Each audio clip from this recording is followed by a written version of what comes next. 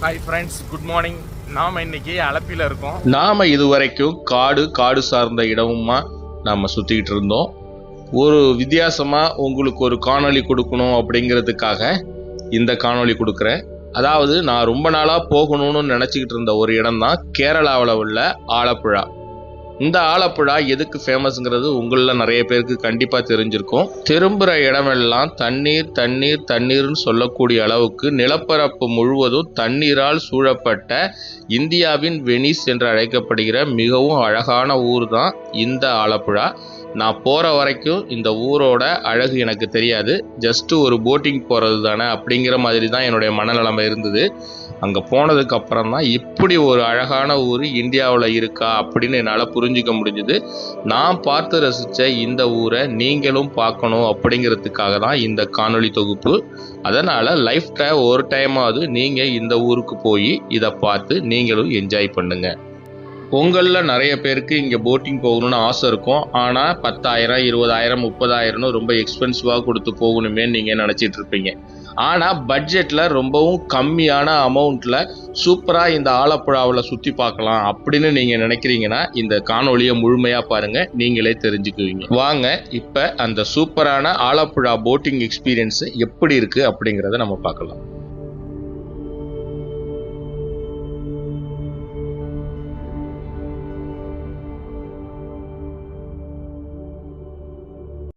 என்னுடைய இந்த ஆலப்புழா பயணம் ரொம்பவே வித்தியாசமானது. அதாவது எந்தவித முன் திட்டமிடல் எதுவுமே இல்லாமல் அவசரத்தில் டக்குன்னு கிளம்பி போன ஊர் தான் இந்த ஆலப்புழா. நான் பாலக்காடு பஸ் ஸ்டாண்டு போனப்போ கோயம்புத்தூர் இல்லைனா பொள்ளாச்சி போகிறதுக்காக தான் பாலக்காடு பஸ் ஸ்டாண்ட் நான் போயிருந்தேன். ஆனால் அங்கே போனதுக்கப்புறம் ஆலப்புழா பஸ் நிற்கிறத பார்த்த உடனே மனசு மாறிடுச்சு. சரி, ஓகே, ஆலப்புழா போகணும்னு நம்ம ரொம்ப நாளாக நினச்சிக்கிட்டே இருந்தோமே, அதனால் ஒரு ட்ரிப்பு ஆலப்புழாவுக்கு நம்ம விடலாம் அப்படின்னு சொல்லிட்டு நாம் ஆலப்புழா போனோம். பாலக்காடுலேருந்து ஆலப்புழா வரைக்குமான பயண தூரம்னு பார்த்திங்கன்னா ஏறக்குறைய ஒரு 190 கிலோமீட்டர்கிட்ட வரும். ஆனால் இதுக்கான நேரம் பார்த்திங்கன்னா 6 மணி நேரத்துக்கிட்ட ஆயிடுச்சு. நாம் ஒரு 3 மணி போல் பாலக்காடு பஸ் ஸ்டாண்ட்டை நம்மளுடைய பயணம் ஆரம்பித்து இரவு 9 மணிக்கு தான் நாம் ஆலப்புழா பேருந்து நிலையத்தை போய் அடைஞ்சோம்.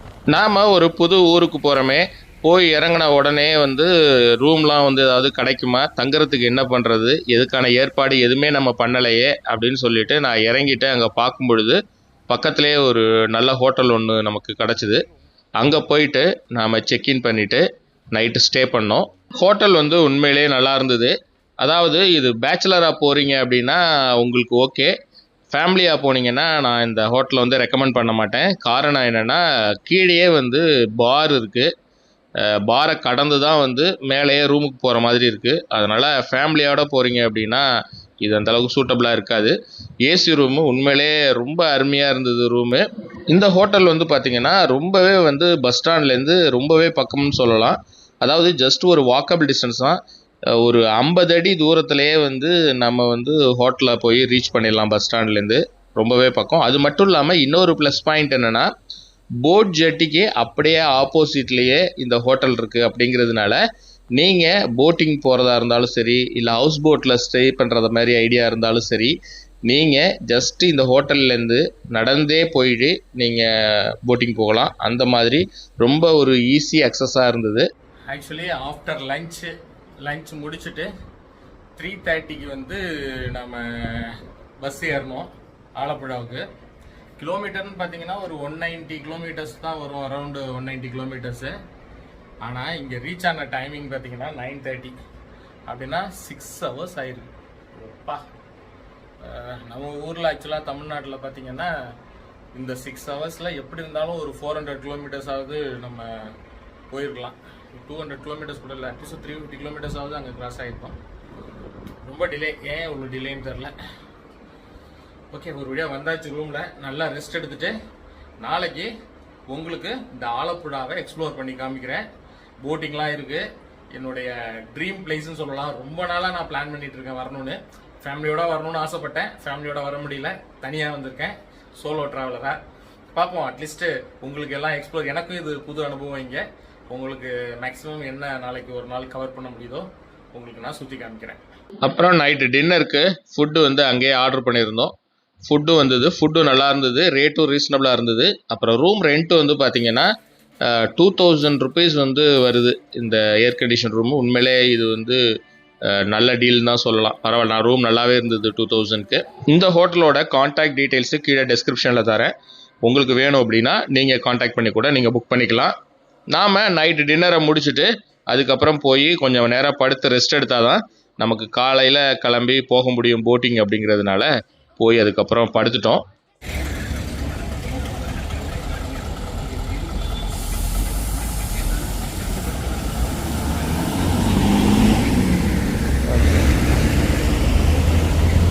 Hi friends, good morning. நாம் இன்றைக்கி அலப்பியில் இருக்கோம். நேற்று நைட்டு வந்து இறங்கணும் ஒரு 9:30 மணிக்கு. ஸோ இன்றைக்கி மார்னிங் போட்டிங் போகலான்னு சொல்லி கிளம்பி போயிட்டுருக்கோம். நம்ம ரொம்ப நாளாக வரணும்னு நினச்சிட்டு இருந்த ஒரு பிளேஸு. நம்ம போட்டில் ஏறினதுக்கப்புறம் ஃபுல் டீட்டெயில்ஸ் உங்களுக்கு நான் எக்ஸ்ப்ளோர் பண்ணுறேன். நாம் ரூம்லேருந்து கிளம்பி இப்போது போட் ஜெட்டிக்கு போயிட்டுருக்கோம். ஜஸ்ட் ஒரு 200 to 300 மீட்டர் டிஸ்டன்ஸ் தான் இருக்கும் போட் ஜெட்டிக்கு. வாக்கபிள் டிஸ்டன்ஸ் தான், அப்படியே நம்ம நடந்து போயிடலாம். பஸ்ஸில் வந்து நீங்கள் இறங்குறீங்கன்னா கூட அங்கிருந்தும் ரொம்பவே பக்கம்தான் பஸ் ஸ்டாண்ட்லேருந்து, நீங்கள் அப்படியும் வரலாம். இங்கே எப்படின்னா போட்டிங் வந்து நிறைய பேர் வந்து ஆப்ரேட் பண்ணுறாங்க. ப்ரைவேட்டும் ஆப்ரேட் பண்ணுறாங்க, கவர்மெண்ட்டும் ஆப்ரேட் பண்ணுறாங்க. நீங்கள் ப்ரைவேட்டை விட கவர்மெண்ட்டில் போகிறத வந்து நான் ப்ரிஃபர் பண்ணுவேன். காரணம் என்னென்னா ஃபிக்ஸட் ரேட்டு. ஏசினா வந்து 600ம், நான் ஏசினா 400 ருபீஸும் வந்து சார்ஜ் பண்ணுறாங்க. வேகான்னு சொல்லிட்டு போட் இருக்குது. அதாவது வேகா 1 and 2ன்னு சொல்லிட்டு 2 விதமான போட் இருக்குது. வேகா 1ல் வந்து பார்த்தீங்கன்னா டபுள் டக்கர் மாடல். அது அதாவது கீழேயும் இருக்கும் மேலேயும் இருக்கும். அந்த மாதிரி அது க்ரௌடு அதிகமாக இருக்கிற சமயத்தில், நல்ல ஒரு பீக் சீசன் இருக்கிற டயத்தில் தான் வந்து அதை ஆப்ரேட் பண்ணுவாங்க. க்ரௌடு கம்மியாக இருக்கிற டயத்தில் வந்து வேகா 2 போட் தான் வந்து ஆப்ரேட் பண்ணுவாங்க. நாம் இன்னைக்கு வேகா 2ல் தான் வந்து போக போகிறோம். இதில் போகிறதுக்கு எப்படி புக் பண்ணுறதுன்னு பார்த்தீங்கன்னா, இந்த போட் ஜெட்டிக்கு ஜஸ்ட் ஆப்போசிட்லேயே வந்து புக்கிங் கவுண்டர் இருக்குது. கேரளா கவர்மெண்ட்டுக்கு சொந்தமான SWTDங்கிற அமைப்பு மூலயமா நீங்கள் வந்து புக் பண்ணிக்கலாம். நீங்கள் டைரெக்டாக அங்கே வர்றீங்கன்னா அப்படியே கூட புக் பண்ணிக்கலாம். இது வந்து நார்மல் டேஸில் வந்து எந்த பிரச்சனையுமே கிடையாது, ஃப்ரீயாக தான் இருக்கும். இதுவே வந்து வீக்கெண்டில் சாட்டர்டே சண்டே இல்லை ஏதாவது ஒரு வெக்கேஷன் டைமு இந்த மாதிரி சமயத்தில் வந்து நீங்கள் வர்றீங்க அப்படின்னா க்ரௌடாக இருக்கும். அப்போ வந்து அட்வான்ஸாக ஒரு ஃபோன் நம்பருக்கு நீங்கள் கால் பண்ணிங்கன்னா அவங்க புக் பண்ணி வச்சுருவாங்க. அந்த ஃபோன் நம்பர் வந்து கீழே டெஸ்கிரிப்ஷனில் உங்களுக்கு தரேன். ஆஃப் சீசனில் வரும்போது இங்கே ஒரு ப்ராப்ளம் என்னென்னா, மினிமம் ஒரு 10 பேர் இருந்தால் தான் போட்டிங் வந்து எடுப்பாங்க, நம்ம போட்டிங் போக முடியும். அது வரைக்கும் நம்ம வெயிட் பண்ணி ஆகணும். அதே மாதிரி தான் காலையில் 10 மணிக்கு கிளம்ப வேண்டிய போட்டிங் 10 பேர் வராததுனால ஒரு 11 மணிக்காக தள்ளி வச்சுட்டாங்க. நம்ம அதுக்குள்ளேயே காலைல பிரேக்ஃபாஸ்ட் சாப்பிட்டு போகலான்னு அப்படியே வந்து பழம்புரி சாப்பிட்டுட்டு அப்படியே இந்த ப்ரெட்டில் வந்து ஒரு ஸ்வீட் மாதிரி பண்ணியிருந்தாங்க, அதெல்லாம் அப்படியே சாப்பிட்டு பிரேக்ஃபாஸ்ட்டை முடிச்சுட்டு அதுக்கப்புறம் நம்ம அங்கேருந்து கிளம்பணும். இந்த இடத்துல தான் வந்து நம்ம தங்கியிருக்கிற ஹோட்டலும் இருக்குது. நம்ம தங்கியிருக்கிற ஹோட்டல் பேர் வந்து மேக்னெட் ஹோட்டல்னு பேர். இப்போ உங்களுக்கு நான் அதை காமிக்கிறேன். உங்களுக்கு வேணும்னா நீங்கள் அதை புக் பண்ணிக்கலாம். பக்கத்துலேயே ராஜ் ரெசிடென்சின்னு இன்னொரு ஹோட்டல் கூட இருக்குது. அது மேபி ஃபேமிலியோட தங்குற மாரி இருக்கும். இப்போ நீங்கள் பார்க்குறது தான் ஆலப்புழா பஸ் ஸ்டாண்டு. பாருங்கள் எவ்வளோ பக்கத்தில் இருக்குது அப்படின்ட்டு. இப்போ நம்ம பிரேக்ஃபாஸ்ட்டும் முடிச்சுட்டு திரும்ப இப்போ போட்டிங்க்கு திரும்பவும் போட் ஜெட்டிக்கு போயிட்டுருக்கோம். நான் ஏற்கனவே சொன்னேன் அந்த SWTDயோட புக்கிங் ஆஃபீஸு இப்போ நீங்கள் ரைட் சைடில் பார்த்துட்ருக்கிற இடம் தான். நீங்கள் ஃபஸ்ட்டே போய் இங்கே புக் பண்ணிடுறீங்க அப்படின்னா உங்கள் நேமை கொடுத்துட்டு பேமெண்ட் இங்கே பண்ண வேண்டியதில்லை.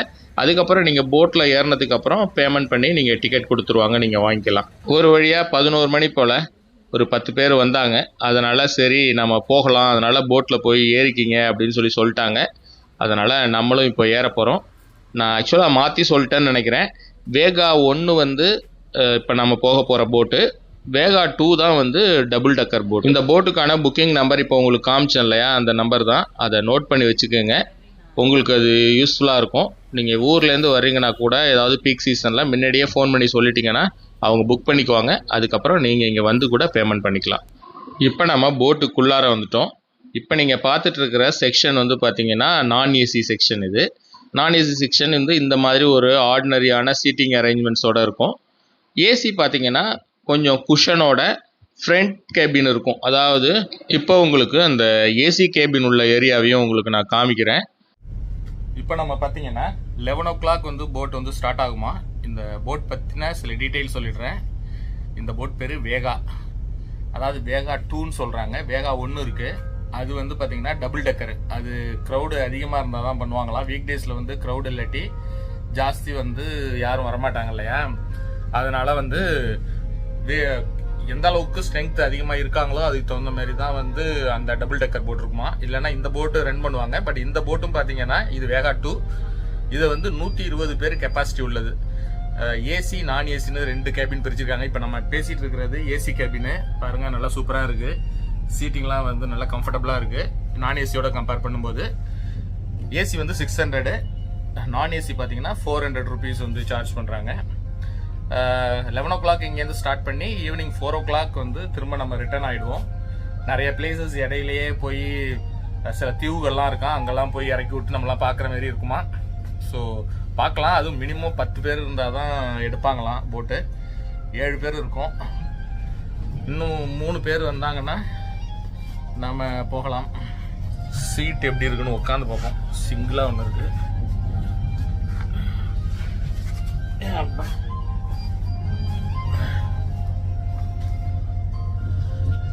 பரவாயில்ல, இது சீட் நல்லா கம்ஃபர்டபுளாக இருக்குது. சாஞ்சிக்கிட்டு ஜம்முன்னு போகிற மாதிரி. ஆனால் இங்கே சாஞ்சிட்டு என்ன பண்ண போகிறோம், இறக்குறே நின்றுட்டு தான் நம்ம பார்க்க போகிறோம். போட் ஜெட்டிலேருந்து நம்மளுடைய போட்டும் கிளம்பிடுச்சு.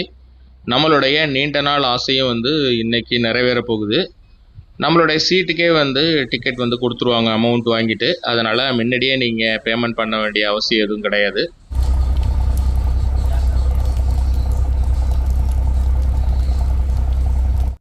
நான் ஆலப்புழா போகிறதுக்கு முன்னாடி அதை பற்றின என்னுடைய பாயிண்ட் ஆஃப் வியூ வேறு மாதிரி இருந்தது. ஆக்சுவலாக அங்கே நான் போகணும்னு ரொம்ப நாளாக நினச்சிக்கிட்டு இருந்தது என்னமோ உண்மைதான்.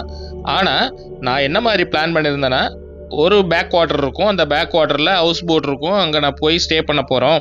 திரும்ப ஒரு நாள் ஃபுல்லாக இருந்துட்டு நெக்ஸ்ட் டே வந்து அங்கேருந்து வெக்கேட் பண்ணிவிட்டு நம்ம வெளியில் வரப்போகிறோம் அப்படிங்கிற மாதிரி தான் என்னுடைய எண்ணங்கள் இருந்தது. அதாவது அதே மாதிரி பாண்டிச்சேரியில் கூட இப்போது கொண்டு வந்திருக்கிறாங்க. ஸோ பாண்டிச்சேரியில் இருக்கும்பொழுது அங்கேயே கூட நம்ம போயிடலாமே, எதுக்காக இங்கேருந்து அவ்வளோ தூரம் போகணும், அதே ஹவுஸ் போட் தான் இங்கே இருக்கே அப்படின்னு நினச்சேன். ஆனால் இங்கே உள்ளதுக்கும் அங்கே உள்ளதுக்கும் மிகப்பெரிய வித்தியாசம் இருக்குது. அது என்ன வித்தியாசம் அப்படின்னா, பாண்டிச்சேரியில் ஒரு கொஞ்சம் தூரம் மட்டும்தான் ட்ராவல் பண்ணிவிட்டு நம்ம அங்கேயே போன இடத்துலையே திரும்ப வந்து அங்கேயே ஸ்டே பண்ணுற மாதிரி இருக்கும்.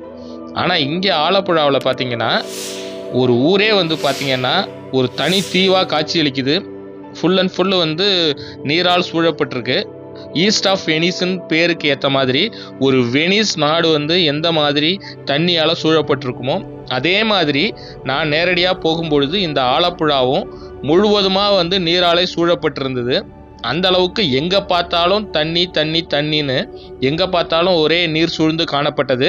பார்க்குறதுக்கு ரம்யமாகவும் நமக்கு ஒரு வித்தியாசமான அனுபவத்தை கொடுத்ததாகவும் இருந்தது.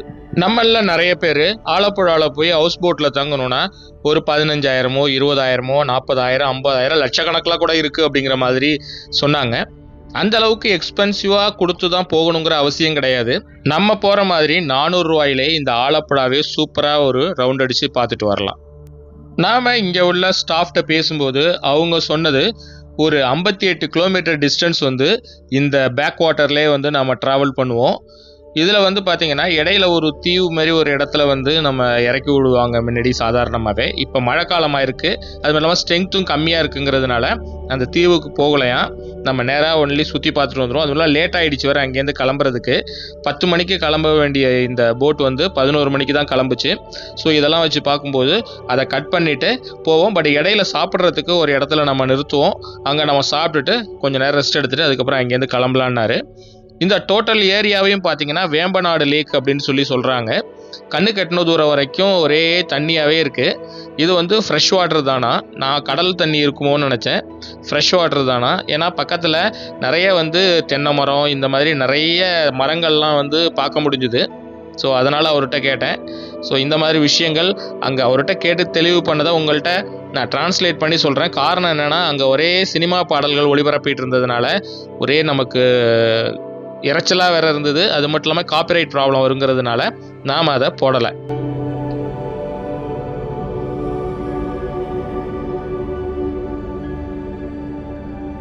நாம் சாதாரணமாக பார்க்கும்போது இது வந்து ஒரு பேக் வாட்டர், இதில் சும்மா ஜஸ்ட் ஒரு டூரிசத்துக்காக போட்டிங் இயக்குறாங்க அப்படிங்கிறது மட்டும்தான் நம்ம கண்ணுக்கு தெரியும். இதையும் தாண்டி பல ஊர்கள் வந்து இந்த கரையோரத்தில் வந்து இருக்குது. நாம் நார்மலாக வந்து எப்படி ஒரு பஸ்ஸில் ஏறி ஒவ்வொரு ஏரியாவுக்கும் நம்ம ஊரில் போகிறோமோ அதே மாதிரி இங்கே போட் சர்வீஸ் வந்து இயக்குறாங்க. கவர்மெண்ட்லேயும் இயக்குறாங்க, ப்ரைவேட்லேயும் இயக்குறாங்க. ஸோ அந்த போட்டில் ஏறி அவங்கவுங்க ஊருக்கு போய் இறங்கிக்கிறாங்க.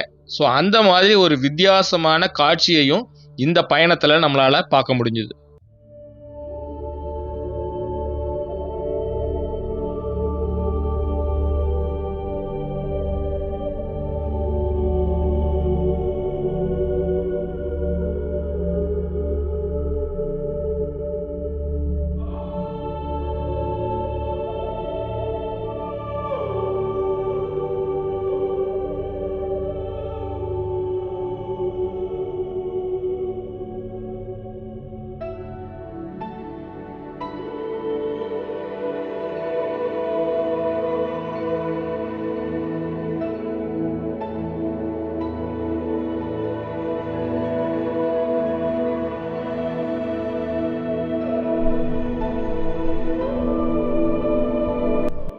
நம்ம போயிட்டு இருக்கிற இடத்துல ஒரு இடத்துல வந்து ஸ்டாப் பண்ணாங்க.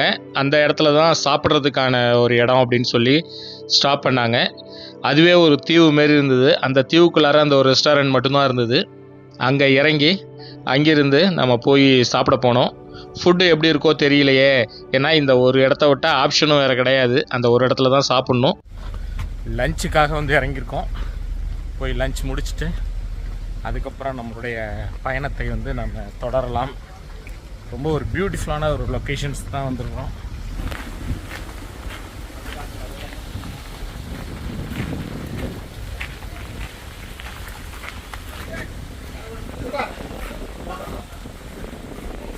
நான் மீல்ஸ் தான் ஆர்டர் பண்ணியிருந்தேன். பொதுவாக மீல்ஸ் மட்டும்தான் அங்கேயும் கிடைக்குது. இதை தவிர நம்ம ஃபிஷ் ஏதாவது வேணால் வாங்கிக்கலாம். நம்ம சாப்பாடு வந்து அந்த மீன் சாப்பாடுங்கிறதுனால அதில் குழம்புல போட்ட மீனோட குழம்பு அது வந்துடுது. அது இல்லாமல் நான் நெத்திலி ஃப்ரை வந்து ஆர்டர் பண்ணியிருந்தேன். ஸோ ஃபுட்டை பொறுத்த வரைக்கும் ரொம்ப பிலோ ஆவரேஜ் தான், எனக்கு பெருசாக இம்ப்ரெஸ் பண்ணலை. இந்த ரெஸ்டாரண்ட்டோட ஒரு பெரிய ப்ளஸ் பாயிண்ட்டே வந்து லொக்கேஷன் தான்.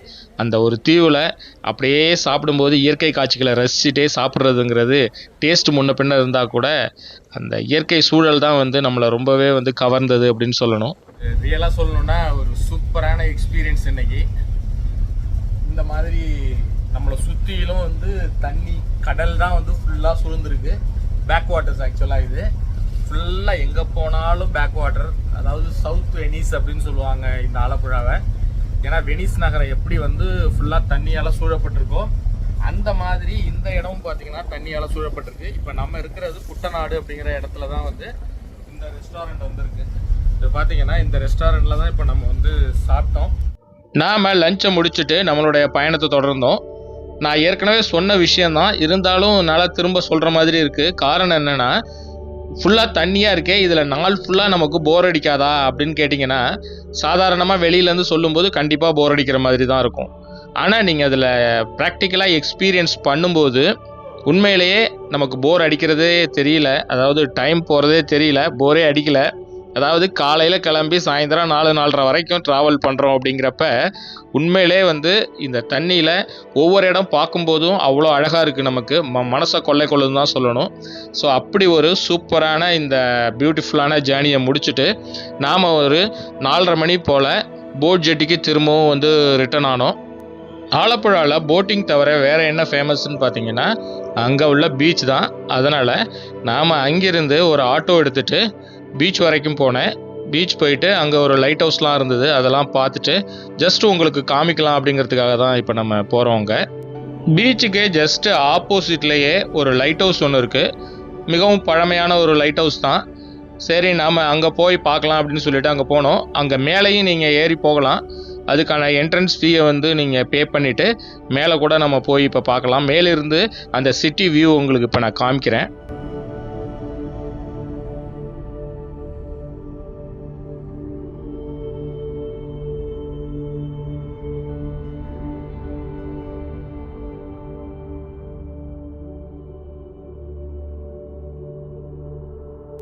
மேலிருந்து பார்க்கும் பொழுது கீழே அந்த சிட்டி வியூ வந்து அவ்வளோ அழகாக இருந்தது. பர்டிகுலராக இங்கே பார்க்குற நீங்கள் அந்த ஃபுட்பால் கிரவுண்டாக இருக்கட்டும், பீச்சாக இருக்கட்டும், எல்லாமே வந்து ரொம்ப அருமையாக இருந்தது. அப்புறம் லைட் ஹவுஸ் கீழ்ப்பகுதி வந்து செஸ் போர்டில் இருக்கிற மாதிரி அந்த கலரிங் பண்ணியிருந்தாங்க. அதுவும் பார்க்குறதுக்கு ரொம்பவே நல்லா இருந்தது. லைட் ஹவுஸ்லேருந்து ஜஸ்ட்டு வாக்கபிள் டிஸ்டன்ஸில் தான் பீச் இருந்தது. சரி ஆலப்புழா வரைக்கும் போயாச்சு. பீச்சும் அங்கே பார்க்கக்கூடிய இடம் தான். சரி அதையும் அப்படியே காமிச்சிடலாம் அவங்களுக்கு அப்படிங்கிறதுக்காக தான் அப்படியே பீச்சுக்கு வந்தோம். ஸோ இதுதான் ஆலப்புழாவில் நம்ம பார்க்க வேண்டிய இடம். ஒரு நாள் ஆலப்புழாவை வந்து போதும் நமக்கு சுற்றி பார்க்குறதுக்கு. இதோட இந்த காணொளி வந்து நிறைவுக்கு வருது. இந்த காணொளி உங்களுக்கு பிடிச்சிருந்ததுன்னா லைக் பண்ணிவிட்டு உங்கள் ஃப்ரெண்ட்ஸுங்களுக்கு இந்த வீடியோவை ஷேர் பண்ணுங்கள். அப்புறம் நம்ம சேனலை சப்ஸ்கிரைப் பண்ணலைன்னா மறக்காமல் சப்ஸ்கிரைப் பண்ணுங்கள். மீண்டும் அடுத்து ஒரு சூப்பரான வீடியோவில் உங்களை நான் சந்திக்கிறேன்.